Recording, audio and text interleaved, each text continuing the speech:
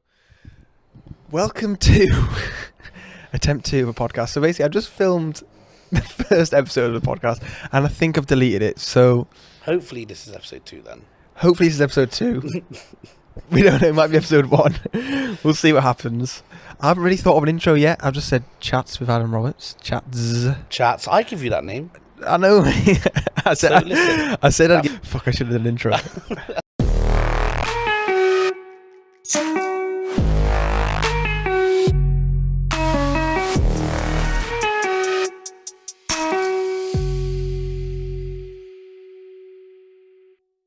But yeah, we're back once again. I don't know what episode this is. It's getting dark out here, so it's getting quite intimate, to be fair. We're with my old roommate. Yeah. Isn't it? Back in the day. Well, not even back in the day, only like a year or so ago, before lockdown. Yeah, but just before lockdown. Mr. Charlie Batt, do you want to introduce yourself? Should I introduce as the host, or do you want to introduce? Do you want to try and introduce This is the man, the myth. It's Cardiff, or Wales's biggest boxing promoter. I'll take that. It's Charlie Batt. Thank you. Hello to all the fans. Yeah, how are you today, Charlie? Yeah, I'm good. I've just come straight from Fat Man football, so yeah, I'm not too bad. Had a chilling day, played a bit of football, and now I get to catch up with my old pal Chatzzz. Mate, sounds like a lovely evening. Should we start off with the football then, if I've mentioned it? We'll quickly skim over that, get that done. Yeah, and then we'll we'll get into the real talk. Go into the get into deep. So, if people don't know, Charlie, you started Fat Man Football, is it? So yeah, it's not called Fat Man Football. That's just that's what I call it, just to kind of take the pressure off of it. It's called Man v Fat. It's a UK-wide program, I guess, and it's basically men who have a BMI of over 27.5 play in a football league where the idea is to win on the pitch and lose off the pitch. So I've been playing. I joined last November or September, October time. Then the fire break in Wales kind of stopped that, and then the lockdown and everything. But I've been at it properly now since about April. I've lost 2.25 stone so far. Congratulations, mate. That's crazy. So I'm about 15% of the way to my target. I want to lose 100 kilos in a year. Yeah, so I'm 15% or so. Someone do the maths on the pounds and the stones and it, but yeah, I'd say get the editor on it, but yeah, that's too much. I think I'm editing it. I'm around 15% of the way to my target, which is cool. So shout out to the Fatburn Rovers if you're listening. That's the team. Whoop, whoop, whoop. We are shit. We get thumped every week. I'm the captain, so I can't really say much, but it's good. It's good for my mental health. It's good for my physical health, and to be honest, I feel like a different person already after kind of. I think we're 8 weeks into the league, 10 weeks into the weight loss. Yeah. So I think, I've realised finally that you can't just train for 2 weeks and lose 2 stone. It does take time. So I'm losing about a stone every 5 weeks, which is the healthiest way to do it. So hopefully if we do another podcast in the future, then maybe I'll be a skinnier version. You know, I'm drinking the water. Mate, sponsored by Starbucks. That's impressive. What was like the switching point, or like the thing that made you like join? Because I know obviously living together, like, you weren't like, you'd come to the gym like once or twice, wouldn't you? You'd obviously do the boxing and stuff, but you were never really consistent with them. Yeah, no, it wasn't at all. So I got a bad back over Christmas, and so I joined last year, and then the lockdown happened, and I was kind of like, wow, I was so focused for like 4 weeks, and then I wish I could have continued, because I'd probably lost loads of weight by now. Yeah. But then the lockdown happened, and I got a bad back, and I basically, to the point, I had to ring my mum in London and was like, I'm laying on my sofa, I can't fucking move. Yeah. And then she's like, I'll come see you at the weekend, but there's nothing I can do now. So like, I couldn't move, rang the doctors and that, got put on prescription medication and that, which made me fly. And then my mum come in the house and she's like, fuck. Am I allowed to swear? Yeah. She's like, fuck. You're a fat cunt, you. Like, she's like, look at the size of you. She's like, you've blown up, man. Really? You know, and I felt it myself in it, and I was probably the heaviest I've ever been, which is a shame, really. And it was just getting in my head on that, and I kept saying, just wait till the football comes back and I'll be fine. Just wait till the football comes back and I'll be fine. So when the football come back, I had no excuse in it, because I told everyone, wait till the football comes back. And to be fair, it's the best thing that's ever happened to me. My back's fine now. Like, I'm a lot fitter. My only demon now really is the smoking, which I need to cut, but just love a bit of nicotine, man. Might get back on the snus. Oh, that's heavy. Yeah, that's a lot better than... Yeah, it's better than smoking 20 a day, innit? But then snus... I know, but yeah. Yeah, I suppose it's just baby steps, isn't it? Really? Yeah. But I think, obviously, we'll probably go back into that later on, but I want to start on is, obviously I want to make this podcast very business orientated. Of course. Show people different interesting people's business journeys, where they started, even when they were like tiny, and then where they are now and what they've learned along the way, because I want to make it relatable to mean that like anyone can try it. Stop like complaining that you're not achieving your goals. Yeah. And complaining about your life and saying how shit it is, but you're not putting anything into action. So the first question is for you, like when you were little, like primary school or even younger or secondary school, what was kind of your first like entrepreneurial businessy journey? Well, it's funny. So venture, should I say? I've always, anyone who has ever known me from a kid has always known like money's been a motivator for me. Like if I can earn a fiver, I'll earn a fiver. And I'm not going to do anything for a fiver, man. I mean, but like, like, you know, when I was young, like if I could earn some money to go down the shop, like even down to like if my granddad took me shopping, I'd be like, I'll take the trolley back if you let me keep the pound. Like, so I was always trying to make money. And funny enough, the first kind of memory in my head of trying to make money, ironically, is to do with boxing. So, no way. Yeah, and not like linked to promoting or anything. So I know it was a long time ago because my mum and dad were still together, and that was time ago. And my old man was like, it must have been like a big fight on pay-per-view, innit? Yeah. And because I loved money, either Christmas or birthday or something, someone bought me a till, like a shop in it, like. So I sat at the front door, and everyone that come through the front door, I was like, well, I know my old man's paid £20 for the pay-per-view and that, so if you could just chuck me £2 here, then, you know, we're just paying for, you know, we put snacks on, we got the drinks in. It's an entry fee, innit? And I remember my uncle being like, fuck off. And I was like, okay. But so my first real attempt at being an entrepreneur was sat at the front door of your own house. Of my own house, charging my family £2 a ticket to come in and watch the boxing. How old were you then? I must have been like, my parents split up when I was like 10, so I must have been about 6 or 7. Fucking hell. Yeah. And I was busy. Yeah. And I probably didn't even make it to watch the fight. Like, I just took the money and gone to bed, didn't ready to spend it the next day. And I just remember like birthdays and that, anyone would be like, what does he want? I'll just give him money, like, innit? Because I just got on it to just make money, because I wanted P. Like, I just wanted to have like financial freedom, I guess. I didn't know what it was back then, but that's what I wanted. And like my mum would buy me like t-shirts and I'd say like future millionaire and that. And I'd always be like, yeah, that's me. And yeah, so I went from that to then like the typical selling sweets at school. So that was like primary school, then you transitioned. So secondary school. I went to secondary school. Obviously, that's these times now. Your parents are letting you get the bus and the train to school, innit? And I'm like, I got to walk past the Tesco's to get to the train station. Then when I get off the train, because I didn't go to school in my area because I lived in a shithole, so my mum sent me and my sister both to schools like the next borough across. So I don't know what Carlisle's like for like boroughs and that, but like if you imagine like we was living in Cardiff, but we was being sent to school in like Newport, innit? Okay, yeah. So there's like a 45-minute journey on the train to school. But then there's a fucking fat-ass Tesco's by my school. Tesco Extra? Oh, Tesco's Extra. I had the travelator upstairs and that, yeah? And what a treat. So you could come off the train and you could go to the bus stop, or you could come off the train, walk down to the Tesco's and get 2 different buses to school. Yeah. So obviously, no brainer, I'm going Tesco's, isn't it? Yeah. And I remember buying like 4-pack of Mars bars for £1. Them Lucasades, like Tesco value Lucasades 25p each. Oh, so you were getting the Tesco value? Yeah. Listen, I was buying the cheap. Mate, I was upper class, you see. But I was selling it at the prices of. Oh, mate, how were you getting away with that? Because I'm smuggling it into the school. My school was proper like on it. Do you know what I mean, like it was a sports college, yeah. So like, and I was in the rugby team, so I was meant to be eating well. But I had a locker, and then my mate had the locker below me, and I just said to him, look, if I pay you £5 a week, let me have your locker. Really? And he's like, yeah, sound. So I just like slammed the middle of the locker. That was like the warehouse. That's the warehouse. That's the stock. And then it must have been year 7 or 8. I was banging it. I was only making like 30-40 quid a week in it, but it was enough to like just turn over. And then my mum come into the school one day and was like, I think Charlie's bullying kids for their school money, for their lunch money.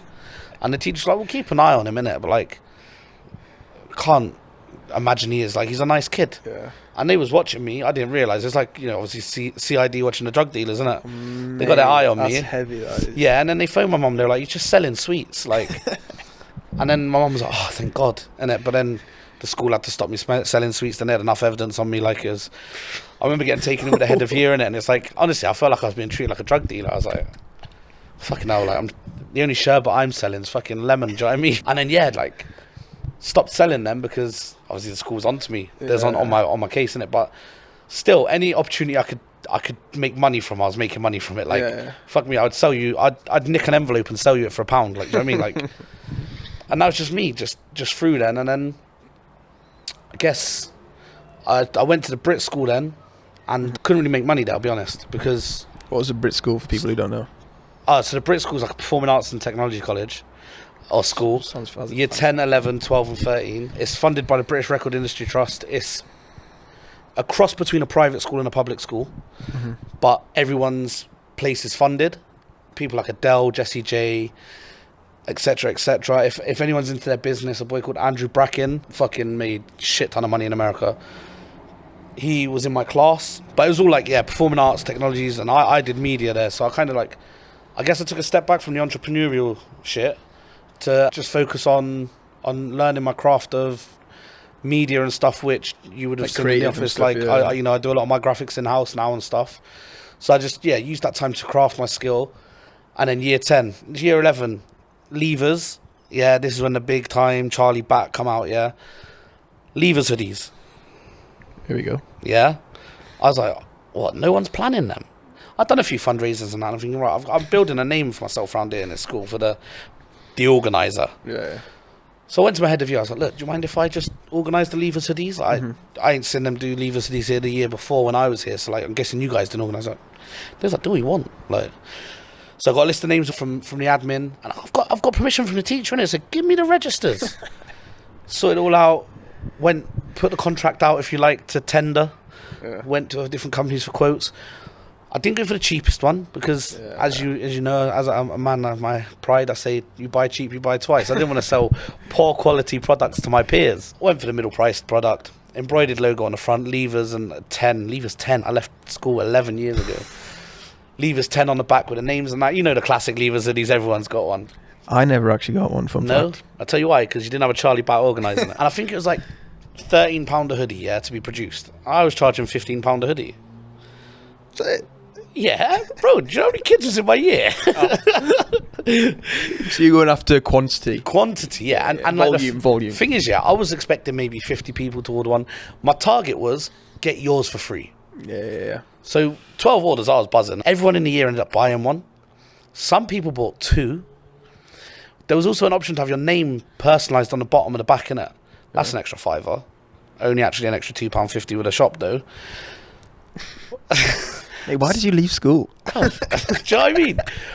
And I made it. I must have made maybe an extra £200-300. I think you nearly made $1 million.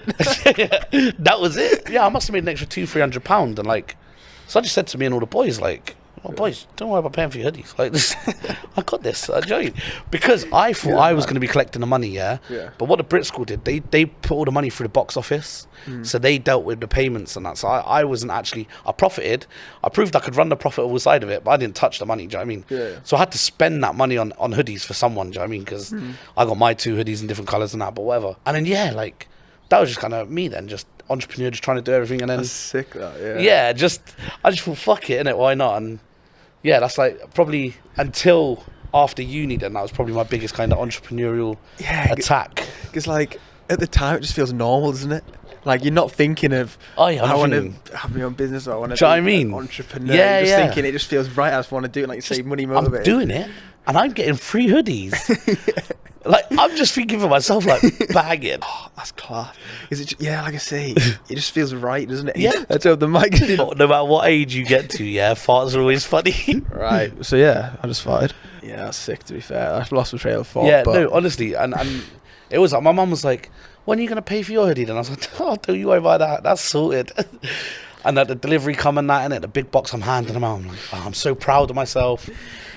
Got nominated. I won an award at graduation then, for best contribution to school life, and I'm laughing and thinking, "Come on, you dickheads!" No way. Yeah, still in my mum's house now. Fucking hell. Yeah. That's actually class, Did you enjoy school then? Do you know what? Me in school was a madness, innit? Because I did enjoy it. I'm not, it's not uncool to enjoy school. I think at that age, I thought it was uncool to enjoy school. Didn't enjoy the academic side of things. I enjoyed the socialization. Like, I was never like. And not that I think I'm cool now, but like I know a lot of people now, and like I've got a lot of friends now, and like I know 9 times out of 10 I can make plans with someone. I can, and I'd say if you was to look at it like a school, I'm one of the popular kids in it. So, and it makes me cringe saying it, but like at school I weren't like that. But like I didn't really have many enemies either. I was just floated about. Like I say, just did the hoodies. Yeah. Oh, you know Charlie. Mind your own business. Yeah, Charlie Batt. Like, just does that thing. And it was sick. And I fucked about a lot. I had ADHD, so I was like in the special educational needs bit quite a bit.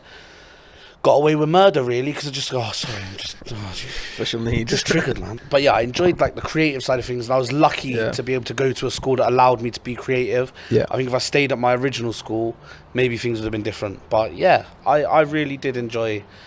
I think in education as a whole, I enjoyed even uni and stuff like that. But so what made you want to go to uni then? Do you know what? Yeah, so I went, did year 11, finished that, went to Brit school for year 12, flunked. Absolutely flopped, bruv. Like, got ahead of myself, innit? Got too big for my boots. My granddad passed away.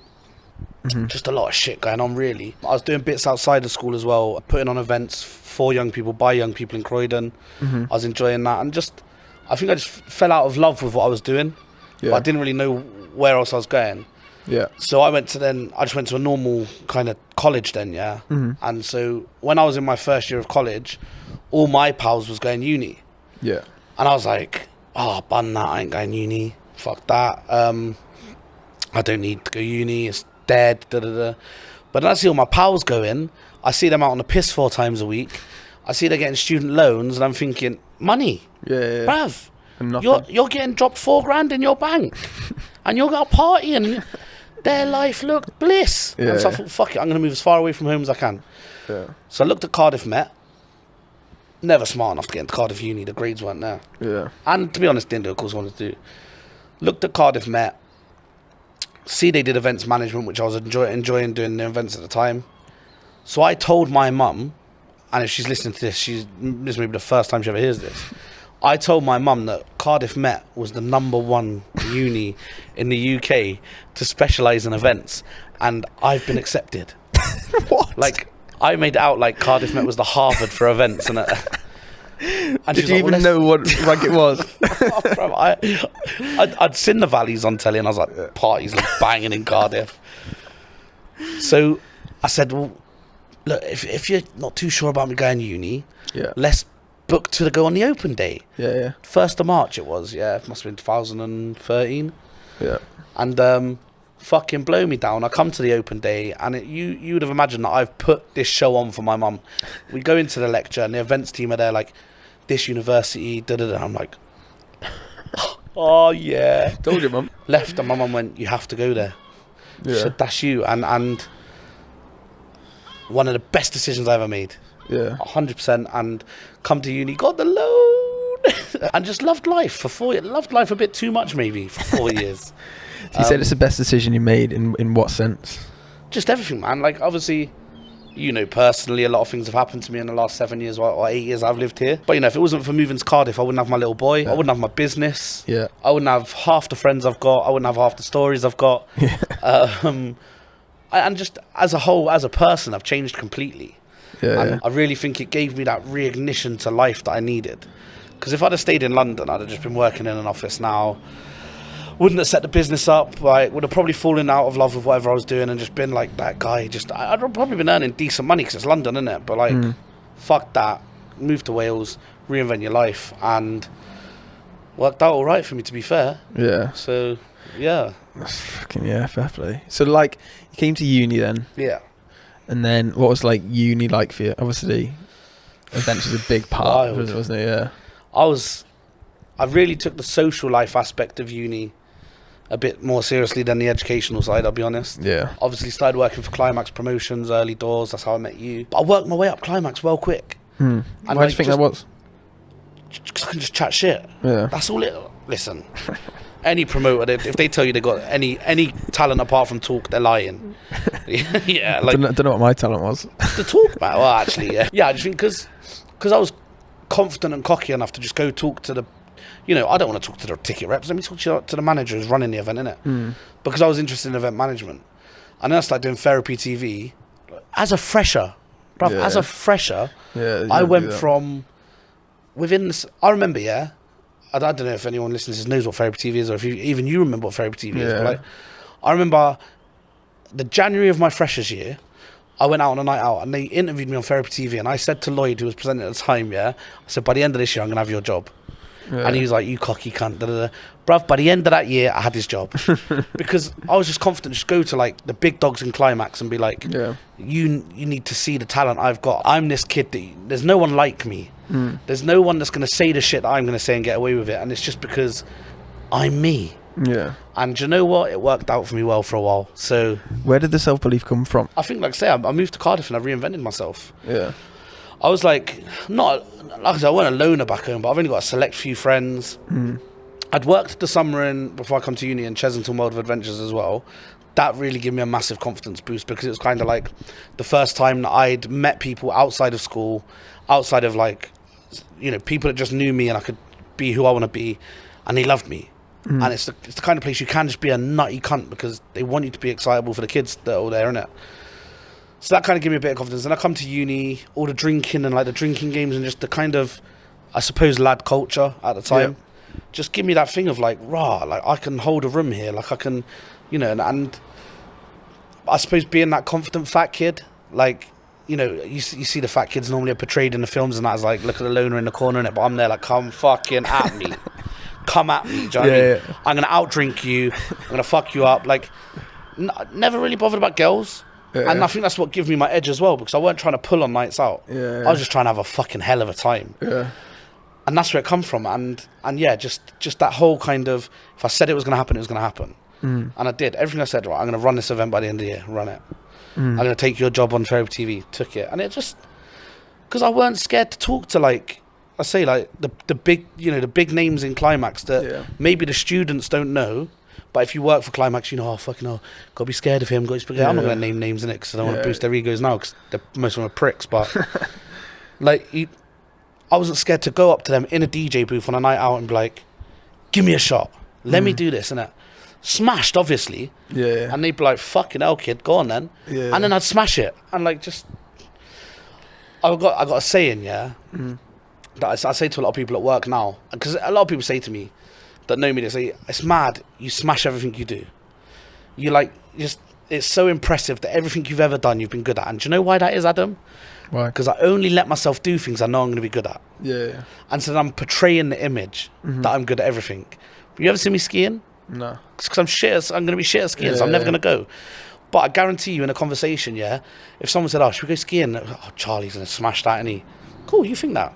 I'm not going to tell you you're wrong, but I don't think I'll smash it. Yeah. And I'll never go skiing to prove that I'm shit at it. So, well, tipsy boys. So I always put myself in situations where I know I'm going to smash it.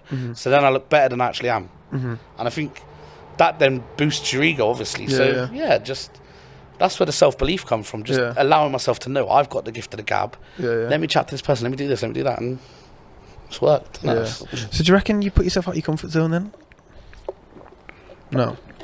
Maybe more recently, yeah. Back then, definitely not. Yeah. Definitely not at all. But yeah, the last 2 years, I've definitely rewired my brain a lot. Still got that confidence, but in a different way. I was very, very egotistical before, and I will admit that. And didn't care for anyone else. Didn't care if I upset people. Hence why I was doing therapy TV, because I say whatever the fuck I like to people.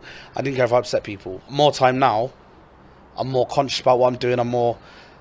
like business wise, I'm more like wired into it. I'm more like conscious of, it's like a game of chess. What if I move this piece now, in 5 pieces time, is he going to take my queen? Maybe not. Do you know what I mean? So maturity, isn't it? Of course. I feel like, especially at uni, like you say, you're trying to reinvent yourself, aren't you? Yeah. But like, it's the same time, it's not like you're insecure. It's just like, even for me, you don't know who you are yet as a person. You're just trying to figure yourself out. You want to be liked. You want to be like the center of attention. Well, most people want to be liked. Most people want to be center of attention and be seen as like cool, don't you? And then when I think you get a bit older, you become more comfortable in your own skin. And like who you are. You don't really give a fuck. I used to, like I say, I always wanted to be that like jokey fat guy, and like, if I make a joke about me being fat, and then you make a joke about me being fat, it's not going to hurt me because I made the joke first. Whereas now, I'm like, I'm comfortable with my size, but I know fucking hell, health-wise, those years I spent joking about it, imagine I was in the gym. Do you know what I mean? And like, because I weren't comfortable being fat back then, I was just making the jokes to seem like I was. Yeah. Because then you can't bring me down if I'm doing it to myself. And that's what I say about the self-belief now is different to the self-belief then, because like, so you're reinventing yourself, you're lying to yourself, you give yourself this ego that you got to live to. Whereas now, if you don't like me, you don't like me. Yeah. I know I'm doing it's good. I know from the feedback I've had from people, I'm a likable character. I know that, you know, I'm doing well in my career. I'm doing well with my business, you know, inside and outside of work. So, whatever. If you hate me, well, fuck it. Yeah. I think, uni's a funny one, isn't it? Like, I'd always recommend people to go at least, even if it's just for the freshest year, just for the experience. Because like you say, you've moved away from home. I moved miles away from home as far as I could, 300 miles away. And you grow as a person, don't you? If you stay where you are, you're comfortable. With your own little friendship. I don't know about you, like, if you went home a lot or not, like, but for the football, that was it. Yeah, like when you lived with me, you was out for the football. You was back the same day, like. But like, I remember having friends that were like, they'd have come like maybe from Bristol, Hereford, Swansea, them kind of areas, Gloucester and stuff like that, and they'd be home every weekend. And it's like, I had flatmates like that. Where the fuck? What are we doing? The weekend's what we're living for. Yeah, we're going lectures Monday to Friday. Well, you're meant to go lectures Monday. We're scheduled to go lectures Monday to Friday. But we're also out partying Monday to Friday. Saturday and Sunday's the chill time. Yeah. Like, obviously not if you work Bunker Saturdays back in the day. That was my event at one point. Madness. But like, do you know what I mean? Like, obviously if you work in promotions, you don't have a day off. But like, I lived for it. I absolutely lived for it. I failed my second year for it. Like, that's crazy. But again, it was a whole character building thing. It was whole, you know, and so obviously, like, I'd always recommend being a promoter to anyone at uni, because it's the best job because you get paid to party, don't you? You know loads of people. Like, I know you said you weren't bothered about like girls, but you get chatting to like loads of girls and shit.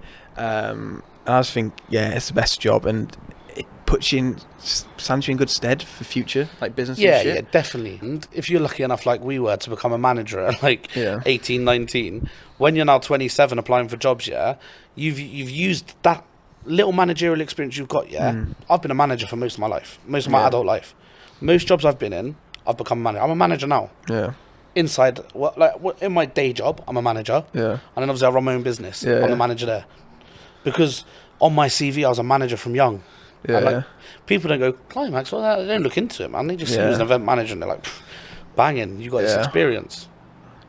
Literally. Do you reckon that was valuable experience? Ooh. No? No? Well... like professionally not. Yeah, obviously, but I think sociably and like business maybe a little bit. Like management skills, I think. Even just like doing the route and just I like never did that shit, man. Did you not? No. And even like people about street team telling them where to go in the best positions and shit. I did Bunker Saturdays. People did what the fuck they wanted. Do you not think it had any benefits then? If not, you don't. You know what I mean? I wouldn't say no. No. I wouldn't say as to where I learnt my craft. Do you know what I mean? Like, obviously, it was my first step into management, but like, did you just see the money then?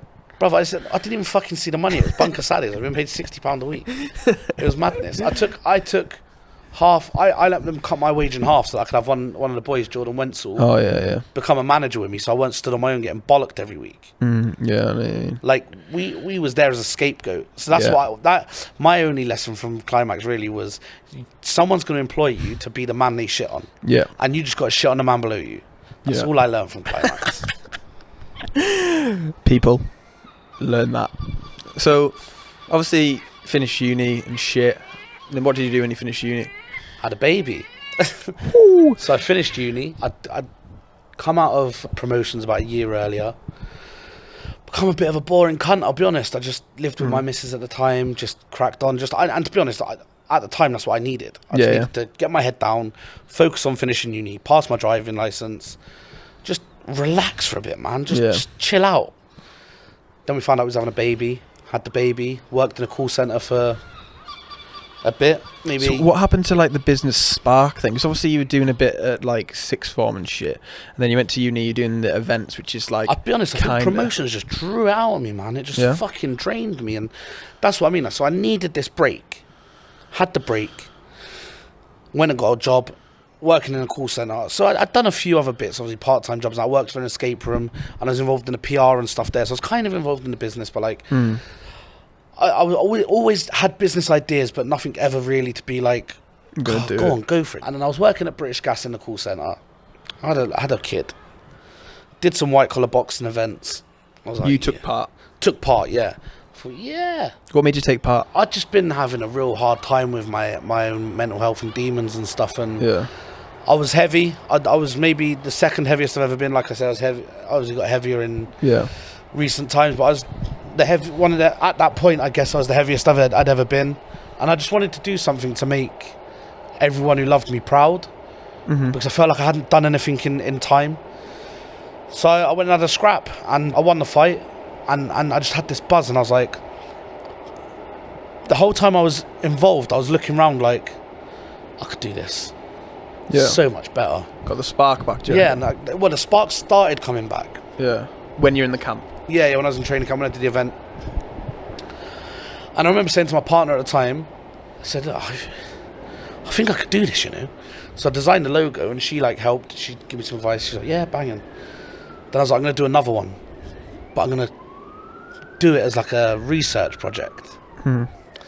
Same time, I'd been accepted onto a master's in marketing. Yeah. So I was like, fuck the call centre, man. I need to get something under my belt, innit? And I remember I did the fight, won it again, and I was like, yeah, I've got everything I need. Sat down, did some talking with some people, got some people involved, started promoting it, and it just flopped. And just was getting no traction, and I was like, why? Why ain't it getting traction? So I pulled it down. So wait, so you launched it? Yeah, so I launched it originally for Tea Haven, a children's charity, and it got no fucking traction, and I was like, oh, bun that. Was it like one of them things, say like, the best way I can kind of make it like relatable is like, you think it's going to be the best thing in the world, you care about it so much, like the greatest idea, and then nobody gives a fuck. Yeah, literally, I launched it, and not even like my pals were liking it, innit? Like, it was just like... That's what people need to realise though, isn't it? Like, even if, hopefully that... Hey, we're trying to fucking record a podcast here, you criminals. Yeah, hopefully that doesn't take up too much. But like, that's what I feel like people... Like, when people are excited about an idea, like, go for it. But you need to remember, like, nobody gives a fuck apart from yourself. Like, this is the honest truth, isn't it? Literally. And so, I was doing my masters, and I showed a few people on my course, I know, that looks sick. The logo. Yeah, like the logo, the flyer, everything. Like, that looks sick. I launched it. Not a single fucker liked it, And I was like, fuck the lot of you. Fuck the lot of you, And at the same time, I'm writing an essay for my masters, 4,500 words on plaster bead. Now, if you don't know what plaster bead is, it's this little bit of metal here that makes the corner of the wall. Okay. Right? I wrote a... You learn something new every day. I wrote a 4,500 word essay on Catnick, a company in Caerphilly, who was trying to increase their market share from 2% upwards, Their biggest issue was they were building a thicker plaster bead than the leading competitor, and they weren't willing to lower their quality. So I had to write 4,500 words with my conclusion, telling them to lower their quality or fucking suck it up. And I thought, I thought, fuck this, man. Why am I here? I'm paying £13,000 for a master's, and I'm writing shit like that. And I was like, do you know what? I'm going to relaunch the boxing. Fuck it. I don't care if no one likes it. I'm going to put some money into a marketing campaign. If my friends don't like it, someone's going to like it. But I'm going to do it for Mind, the mental health charity, instead. What made the switch? I don't know. I thought people didn't care about Tea Haven. And I thought loads of people care about mental health. Do you think it was too niche? Who knows, man? But, yeah, probably. And I thought mental health's huge at the minute, innit? And I was like... So, like, no research, just like, oh, fuck it, go with Mind? Well, you know, I'd have my own mental health problems before, and I knew people that had, and I just thought, maybe this is a more marketable...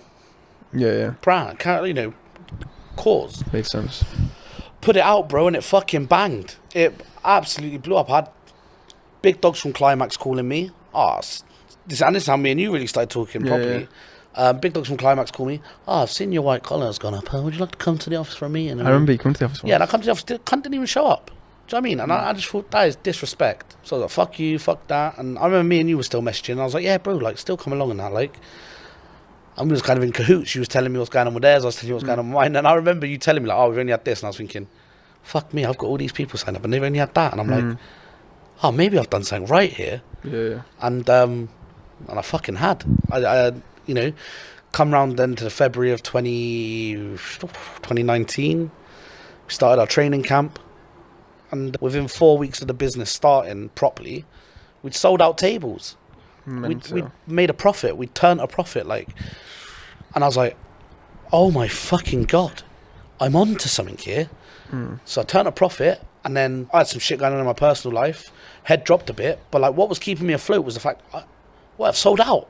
Yeah. I'd asked the venue if I could sell more tickets. Can we increase capacity? I'm like, holy fucking shit. Yeah. I had more cash in front of me than I could ever imagine, yeah? Yeah. I was like, oh, jeez. And spunked it all. That's what you do, though. I had copious amounts of food out and shit like that. Yeah, adds up. A couple of holidays. I was just spending money like it was going out of fashion, like. But I knew I had the chemistry now. I had the science behind what I was doing. Yeah. So I did another one. Maybe how did the first one go then? Oh, bro, sold out, smashed it. Like, we raised £8,500 for charity. We made a nice wad of profit for ourselves. That's class. It was fucking sick. And, like, I had, like, family coming in, like, fucking hell, I knew it was going to be good. I didn't realise it was going to be this good. Yeah. And, like, just the feedback was mental. And I was like... So you go, like, in with the production value as well, don't you? Yeah. So we spend a lot of money on the production. That's what makes you different. That's what makes us stand out. That's what makes us the biggest show. And I'd had people like, whoa, like, they were like saying it's day and night compared to the fights you fought on and the fights you're putting on. They're like, fuck me, it's day and night. Like, and I was having people saying, like, we will never fight for anybody else because this show you're putting on is mad. Yeah. So then I thought, right, next show I've got to make it bigger then, innit? And the next show, I'll be honest, running before I could walk. Yeah. And it flopped a bit. We didn't break a profit. We scraped through. But it was a learning curve. It was like, wow, don't rest on your laurels. Like, you ain't sick. You're not Eddie Hearn. Like, still got to put a bit of effort in. Like a reality check. Yeah. So then I went away on holiday then straight after the second show, had a bit of downtime, and I come back and I was like, right, November, let's go again. What can I do differently this time that I haven't done before, that's not going to break the bank, that's going to secure me more sales and tickets, I was like, going to put titles on the line. And so we launched 2 belts. And again, the show fucking blew. I was almost a sellout. It's sick to fast when I went to, wasn't it? Yeah. That's when you come down to. We had pyrotechnics. Yeah, it was class. Like, the atmosphere in there was mental, man. And I'd taken a sabbatical from work to run that event. So I'd been off work for 6 weeks. I was just loving life, man. It was sick. And I was like, yeah. And I'd found it. I'd found that business structure, that business model that meant I didn't have to put any money in. I could take loads of money out. And I'm putting on a show better than anyone else's in Cardiff. And I'm getting people come to me and be like to me, surely that's not just your third show. Surely you've been doing this for years. And I was like, nah, that's me, innit? Yeah. So then we took the Christmas break. I really enjoyed the Christmas break, had a lovely time. And then we come back for March. And starts so nicely. So I'd nearly died in the December, if you remember. Yeah. That was a madness. Scrape over that. That's not what this podcast is about. And then, the January again, bang, we're back at it. We're coming March 28th. Biggest show ever. We'd been speaking with the production team about having the same flames that the Welsh Rugby Union had for the players running out on the pitch. Yeah. So we was going to have these flames. This show was going to go off. And just as the training camp went on, coronavirus just started growing and growing and growing. And like every week, people were like, surely you're cancelling the show. And I was stubborn. I was like, nah, the show's going ahead. And then I just remember, I think you come down and filmed it for me. Just having to film an announcement video in the boxing gym saying, look, the show on Saturday is cancelled. I'm so sorry. Yeah.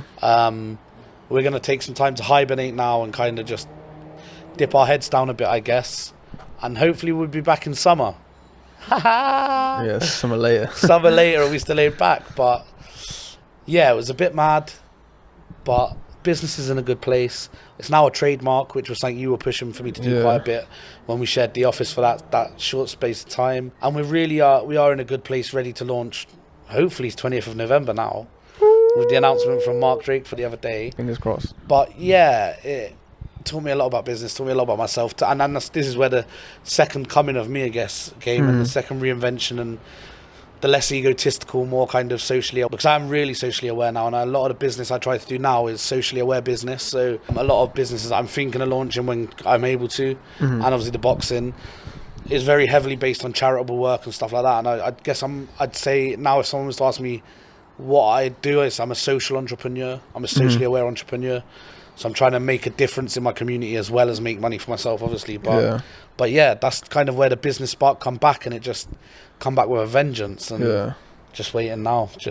What do you reckon you'd learnt then in the last like year and a bit with the business? Because obviously you had loads and loads of momentum from the November show to the March show, and then it was a bit of a fucking... Don't spend all your money. Poor, like, yeah. Don't take on employees when you don't know when your next show is.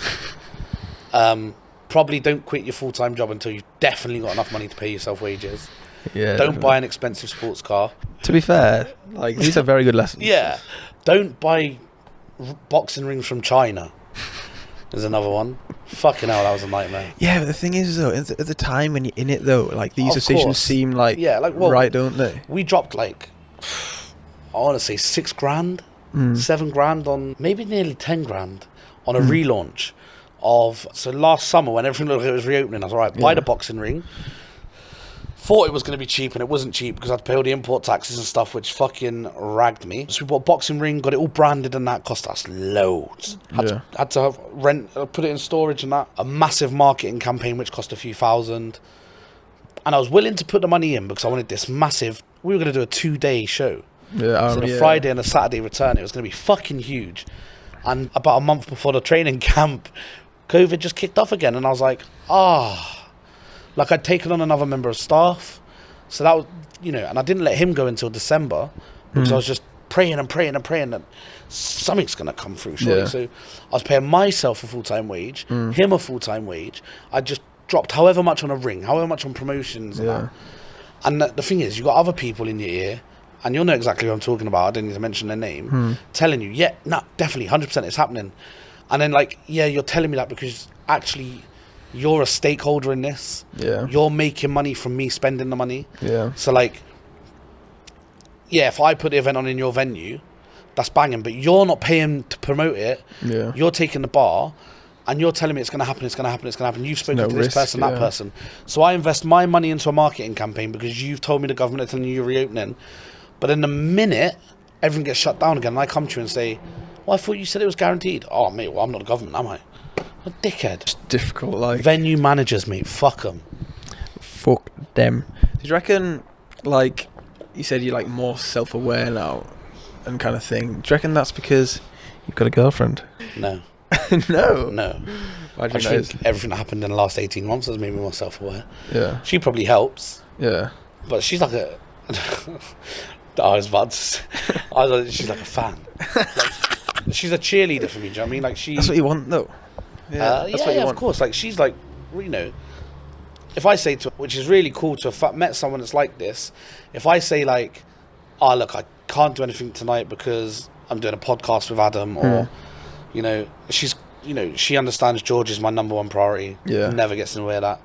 But if I was to say to her, look, I can't see you next week because I've got business meetings all week, she'd be like, sound. Yeah, that's good. Let's go for dinner on Sunday to like catch up. Brilliant. Yeah, that's lovely. what you want.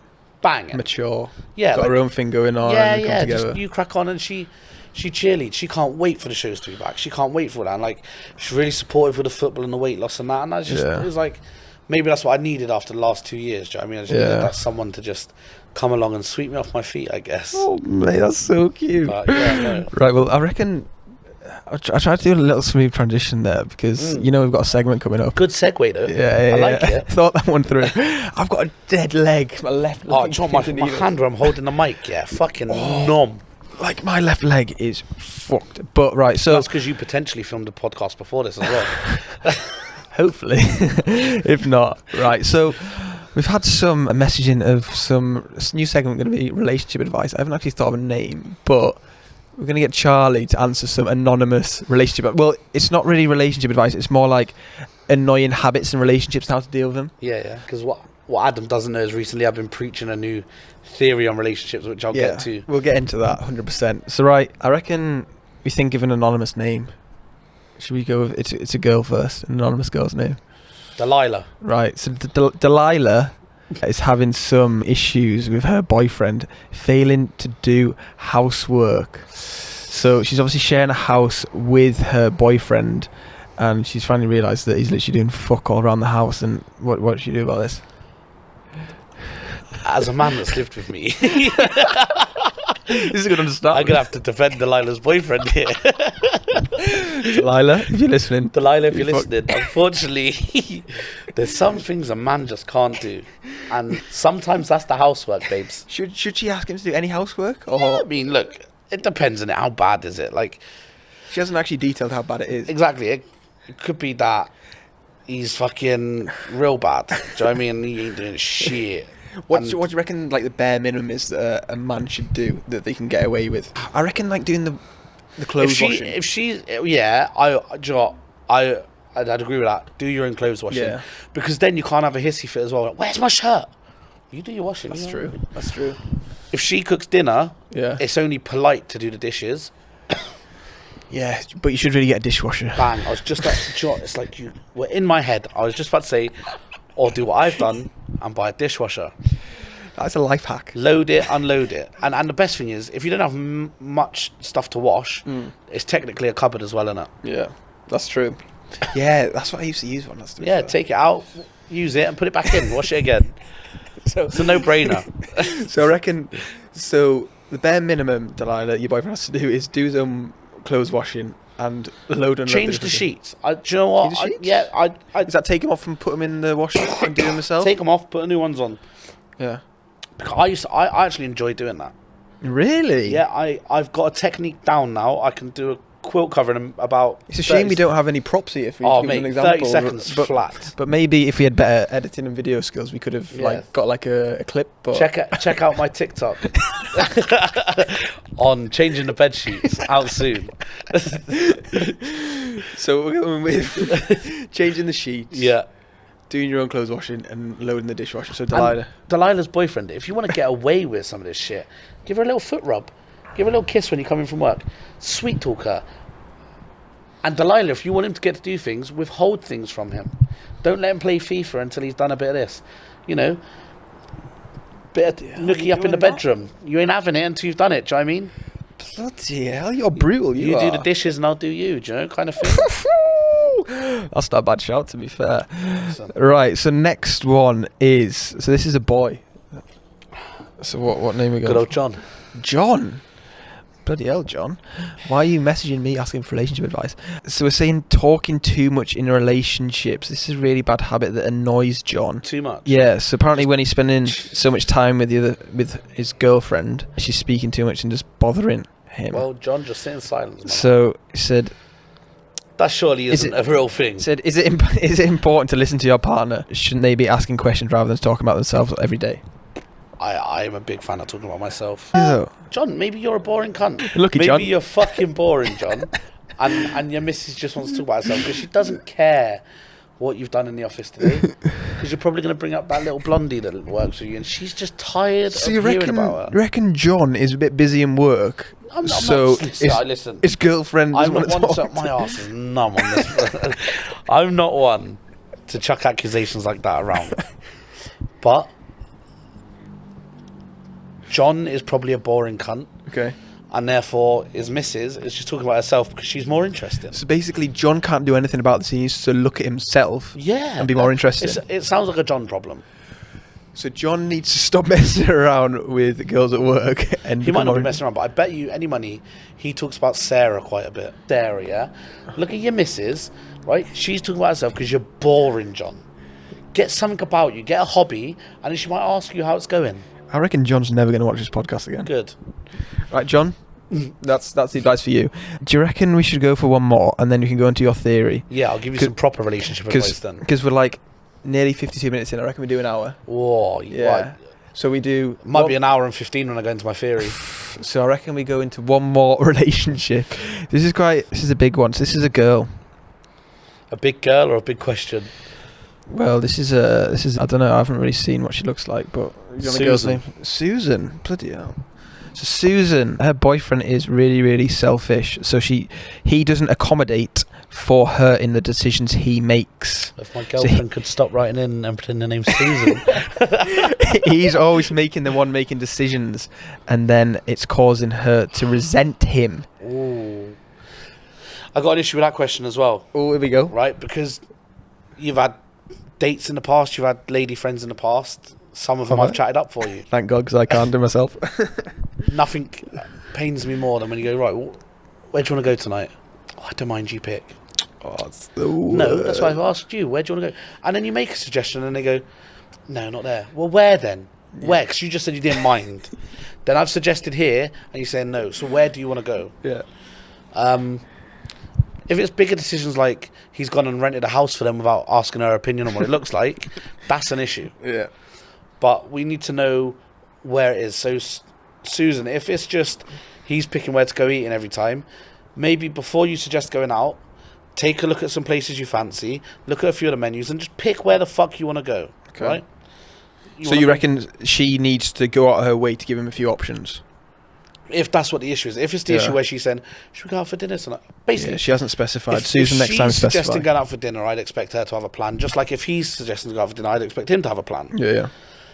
If he's going out and you've said, right, we're going to buy a house together, and he's gone and put a deposit down on a house without you looking at it. Susan's boyfriend, you're fucking crazy, lad. Then I'd probably resent him too. And that's an issue that maybe a therapist or someone like that can help you out with. Really? So, therapist Batt? Oh, well, I do charge. No, to be fair, I had this situation the other day, you know. I got asked to go on a date by a girl. Oh. Last weekend. And then she was like, do you want to do something? And I was like... Yeah, what'd you fancy? I was like, yeah, because we went on a date like a few weeks before and I picked what we wanted to do. Okay. So I was like, we'll go for... My combo is like an activity. So we went bowling, mini golf and then food. Bingo? Have you tried bingo yet? I haven't yet, no. Oh. Might add that to the mix, to be fair. Yeah. So we did that. Food, went for a non-alcoholic beverage. Nice, and then you're sober. Yeah, and then we saw where the night went. And then next time she said, do you want to do something again? And I was like, yeah, definitely, you decide. And she couldn't decide.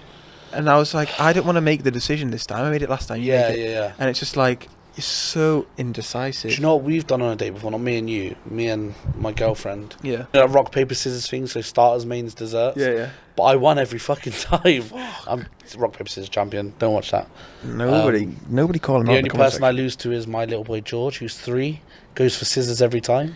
George, you're a fucking legend, mate. And I whether I'm paper or rock, he still is scissors cut through it. So just gotta let him have it. Do you know what I mean? So we're going back to Susan. So what we saying with Susan?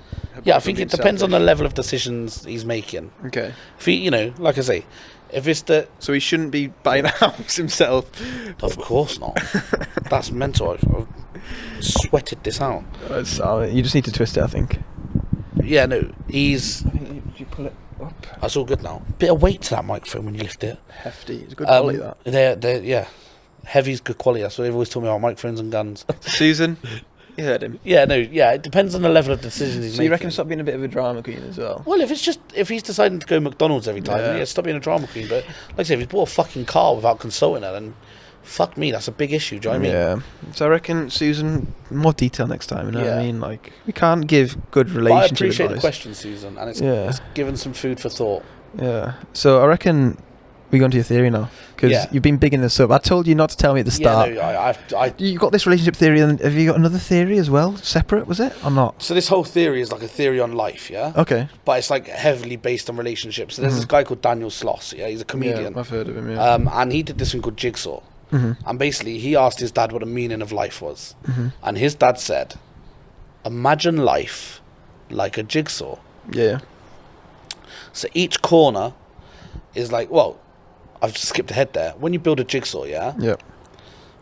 Say, like, I give you a jigsaw now, but I didn't show you the picture. That's the meaning of life, right? So for you to understand the meaning of life, then, how would you build the jigsaw? You go for the corners first, yeah? Yeah. And the outside, because they're the easiest pieces to put together. Yeah. So if you imagine that's like your family, your career, your hobbies, and your friends. Yeah. They're your core values, yeah? That's what makes your core picture. Then as you grow older, you find pieces that fit, and you might start building the career bit a bit more, the family bit a bit more. Yeah. And as you grow older, the picture becomes clearer and clearer and clearer. But the most important piece and the hardest piece to find is the partner piece. That final piece of the puzzle that makes you happier than you've ever been. Yeah. That gives you the clearest picture of life, right? And basically 90% of relationships that start before the age of 30 fail. Really? Because people haven't built enough of their picture that piece fits. Yeah. Right? So You might, when you're 17, 18, meet someone and think, fucking hell, I'm head over heels for you. I love you. We're going to spend the rest of our life together. Bang. You put a puzzle piece in the middle. Then you start building a career, or you start building, you know, friends, hobbies, and you realise that the picture you're building, this puzzle piece doesn't fit anymore. So you've got two options. You try and force that puzzle piece to fit, or you accept that that puzzle piece isn't the right piece for you. Right? And then at some point in your life, you'll have a complete puzzle. And that's when you know you got eternal happiness. And that's the meaning of life. And I watched Jigsaw about 11, 12 months after my breakup. Yeah. And it just gave me pure closure on my breakup. That's so cool. And I've explained it to loads of people since, and they get the same thing. What Daniel Sloss says is you have to watch the whole thing, because he tells jokes and stuff. And he says, if while you're listening to me discuss this theory, you're wondering if your puzzle piece fits, it probably doesn't. Yeah. Because you'd know my puzzle piece fits, and that. And so there's some people that meet someone at 17 and that puzzle piece fits. Yeah. Me, it didn't happen for me. I'm onto a new relationship. Hopefully that puzzle piece fits. Do you know what I mean? And I think for me, I've built a bit of a career in business and friends and that, so that I've got more of an idea of a picture. I think this could be the puzzle piece. But who knows? And so yeah, that's how I kind of look at life now in a whole, is that I'm building this puzzle, and so every new piece that comes, I see if it fits. And you can do it for business, you know, a new business opportunity comes, you see if that fits in your puzzle, you know, try it this way, try it that way. If it doesn't fit, just fuck it off, it doesn't matter. And then one day everyone will have a complete jigsaw. That's fucking class, that. Yeah, I rate that a lot. Brilliant. Fuck.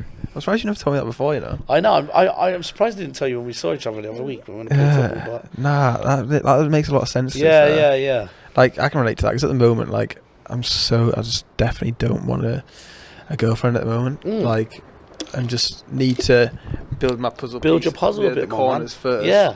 Before I say trying to fit something in the middle and that. And like, for example, with COVID, I'm imagining a lot of people's puzzles have just been like fucking ragged. You know, you was living in Cardiff at the start of the pandemic. Yeah. You know, and you know, what your business was then and what your business is now is completely different. So you have rejigged that puzzle, you know. Business partners might not have fitted in the puzzle, so you've swapped that out. Yeah. You know, friends maybe not, relationships, you know, everything. Friends, hobbies, the lot. Yeah. Because, like, you know, you never did TikTok before, you know, but now all of a sudden that's a core part of the puzzle, because, you know, it's a career for you, is it? With the market and stuff, you know. So the podcast is another puzzle piece that you're seeing if it fits, you know. Hopefully, I wish you the most of success with it, because obviously being a guest, I wouldn't be a guest if I didn't, but hopefully it records. You know, you're trying that puzzle piece, and maybe after a few episodes you fuck it off and you think it doesn't work.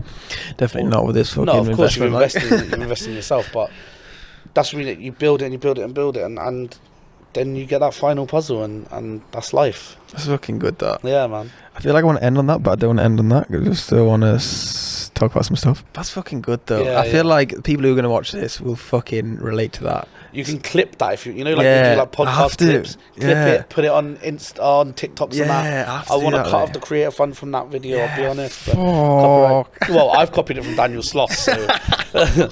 But yeah, no, that's good. It's a real, like, because loads of people message me. I don't want to be like, oh, let's be messaging me, but people message me asking for like advice and shit, and I would say like, oh, concentrate on yourself, make yourself happy. But that's more like specific, like concentrate on your career and fucking build your puzzle. But that's fucking class. Yeah, what I wanted to like kind of end on is like, what have you kind of learned in your business journey, and then like when you first started out. I'd probably say white collar boxing from the start then, like what's the learning curve, because I was saying, hopefully the last podcast is recorded, but I was saying like everyone always sees like the end product and like the finished product, say like the launch of your first event or the after movie of your boxing and stuff, but they never see like the hard work that goes into it, the behind the scenes, like say the fucking nightmare, like, oh, I'm not going to sell this out, or I'm not going to get this production, blah blah blah blah blah, and just like a bit of like, not a reality check, but just like what it actually is like to run a business and run events and that kind of shit. Yeah, I'd probably say the best bit of advice that if I could go back and give Charlie Batt, who was launching White Collar Boxing, a bit of advice, it's probably, and this is through some experience I had, is that don't go into business with your friends. Yeah. At all. Like, anyone that you value as someone in your life, do not go into business with them, because people that I started the business with that were my friends, I no longer speak to. and people that I've become friends with through the business are some of my closest friends now. But that's because my business is my life. Yeah. And I don't mind that that's how I've become friends with them, but we are all, you know, me and those friends are aware that's what links our business friendship. Yeah. Do you know what I mean? And that, like, I maybe don't see them as much now. You know, I've got some real lifelong friends from it, and even without the business there, we still catch up and stuff. But we met when the business existed. So they know me as Charlie with this business. Yeah. The friends that I started the business with knew me before. Now they know me as the business. So they don't... Maybe the ethos of what I wanted the business to be and what they wanted it to be didn't match up. Whereas the friends that come into the business came in and we've become friends because we have that shared ethos. Yeah, aligned, yeah. So, yeah, don't go into business with anybody you value in your life because you will end up losing them. Like... That's a good piece of advice. Yeah. So I reckon... I feel like I don't really know how to end it because I've never really done it before. It's the hardest part, isn't it? But everyone, thank you very much. I've enjoyed that, to be fair, mate. That hour has gone it's flown. I'm starving now, though. So. I know, literally. So everyone, thank you for watching. That's Chatzzz with Adam Roberts. I don't know how to end it properly, but thank you very much to Charlie. Thanks for absolute legend. I'm sure we'll have you on when you've lost another... Yeah, when I'm 100 kg down. Yeah, I think it's just like, comment, and subscribe on that, innit? Hopefully this is recorded, and I will see you in the next one. Bye.